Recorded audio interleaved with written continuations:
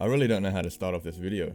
To anyone directly watching this isn't for you. You can stick around and watch this video, but this is me addressing my son that I haven't seen for nearly a year now. And I got this idea off of Scheme, and I wanted to do this because this is similar in a sense, but a different situation. Whatever you might have been told leading up to the point of you watching this, whether it's a year down the road, 5 years down the road, 10 years down the road, whether you've watched this multiple times, from the beginning, I want you to know that you weren't abandoned by me and that I love you.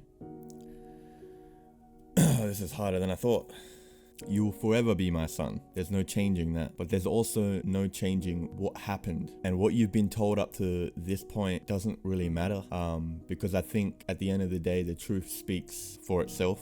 And I want to let you know that at this current state, heading to the end of 2021, that I don't have plans of you not being in my future. You're in my future, is how I see it. But currently, you're not in my present due to circumstances that cannot be controlled at this point in time. And your half-sister is coming on the way as well. And I thought this was a good time to make this because I want to show you that you weren't forgotten about and that you were dearly loved by me.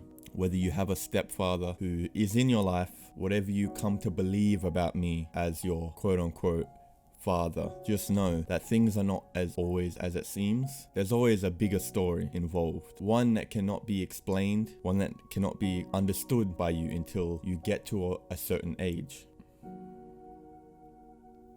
And it hurts me deeply that I haven't seen you for nearly a whole entire year. I've got songs on the way with mentioning you in it because you're constantly on my mind. I just recently got a new tattoo of you on my right shoulder that is currently healing right now because I want to leave a trail of breadcrumbs behind to show you that you weren't forgotten about by me and that I didn't care. It's just I had to make certain sacrifices in order for you to have the best life that you could. Me and your mother did not work out. We were never going to work out. And unfortunately, things in life have to come to the point where you end up growing up with more of your mother and more of your mother's family rather than your father and your father's family. So I know and I have come to terms that you may feel abandoned by me. You may not even look up to me or even love me. But just know that I made a sacrifice for you because I didn't want you to go through the same stuff that I went through as a child.